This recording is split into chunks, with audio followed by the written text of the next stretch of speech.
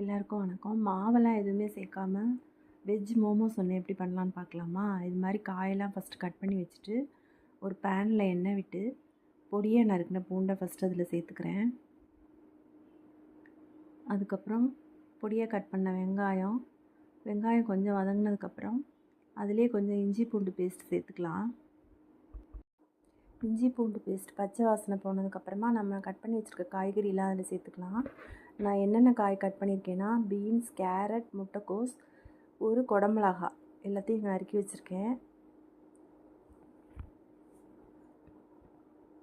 இப்போ நறுக்கின காய் எல்லாத்தையும் அது கூடவே சேர்த்துக்கலாம்.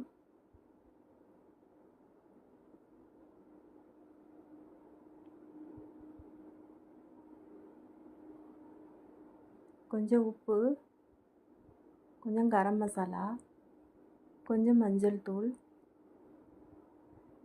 காரத்துக்கு ஏற்ற மாதிரி வரமிளகாய் பொடி. நம்ம சேர்த்த இந்த மசாலாலாம் பச்சை வாசனை போகிற வரைக்கும் கொஞ்சம் வதக்கி விட்டுக்கலாம்.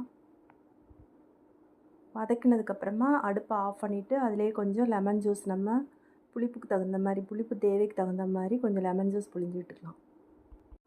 இது எல்லாத்தையும் நல்லா மிக்ஸ் பண்ணிவிட்டு ஒரு ஓரமாக எடுத்து வச்சுக்கலாம். இதை ஒரு முட்டைக்கோஸில் அந்த முழு முட்டைக்கோஸை பிரித்து இலையாக தனியாக பிரித்து எடுத்து வச்சுருக்கேன். அதில் உள்ள நரம்பை மட்டும் எடுத்துகிட்டு நாம் ரெடி பண்ணி வச்சுருக்க ஸ்டஃபிங்கை உள்ளே வச்சு அது பிரியாமல் இருக்க ஒரு டூத்பிக்கால் குத்தி வச்சுக்கலாம்.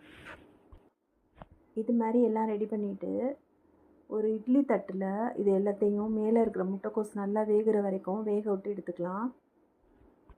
இது கூடவே தேவைப்பட்டால் சாஸ் ஏதாவது வச்சு சாப்பிட்டுக்கலாம். ஹெல்த்தியான ஒரு ரெசிபி. ட்ரை பண்ணி பார்த்துட்டு எப்படி இருக்குன்னு சொல்லுங்கள். தேங்க்யூ.